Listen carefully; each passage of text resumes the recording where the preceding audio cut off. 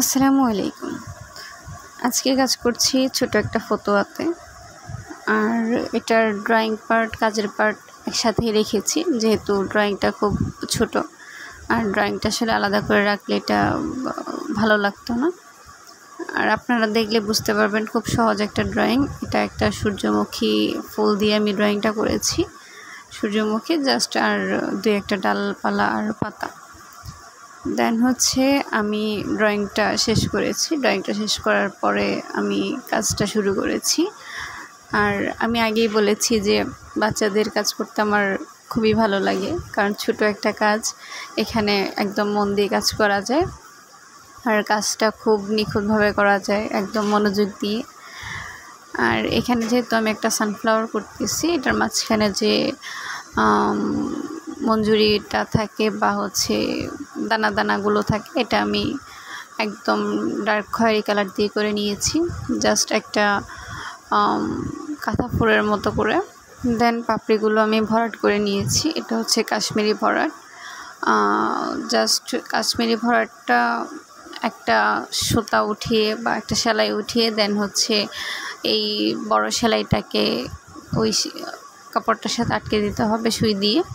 কাশ্মীরি ভরাটটা আসলে খুবই সহজ একটা সেলাই।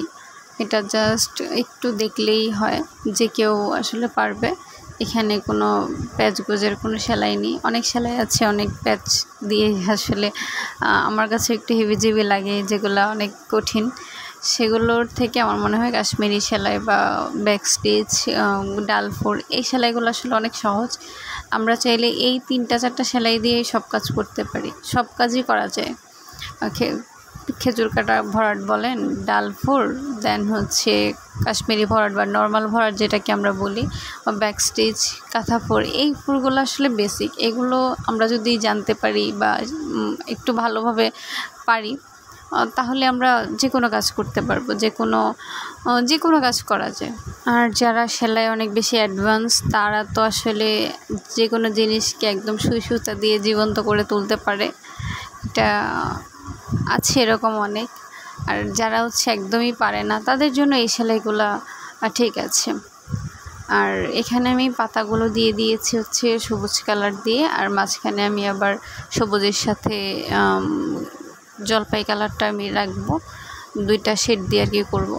এখানে যদিও শেড না, জাস্ট এক পাশ সবুজ, এক পাশ ওই জলপাই কালারটা থাকবে। এখানে আমি অর্ধেকটা কলিও দিয়ে দিয়েছি সূর্যমুখীর।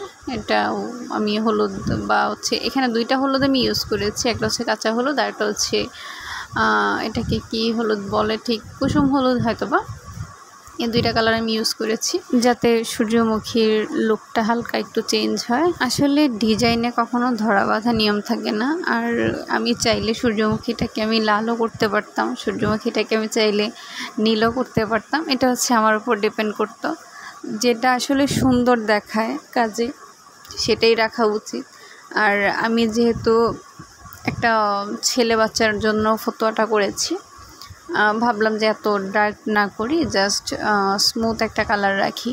দ্যাটস ওয়াই এই কালারটার উপরেই আমি সূর্যমুখীর কালারটা করেছি। আমার মনে হচ্ছে এই কালার কম্বিনেশানটা সুন্দরও লাগছে, ইভেন দেখতে স্মার্টও লাগছে।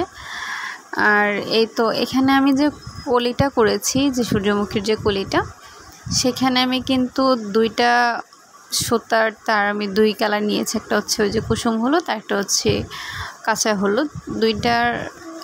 2 তার সুতা নিয়ে দেন আমি করেছি, যেন হচ্ছে এখানে একদম শেডিংয়ের ব্যাপারটা ক্লিয়ার বোঝা যায়, ক্লিয়ার আসে। এই তো আমার কাজটা তো শেষ। আর দেখুন কাজের ফিনিশিংটা এত জোস হয়েছে যে আসলে বলার বাহিরে।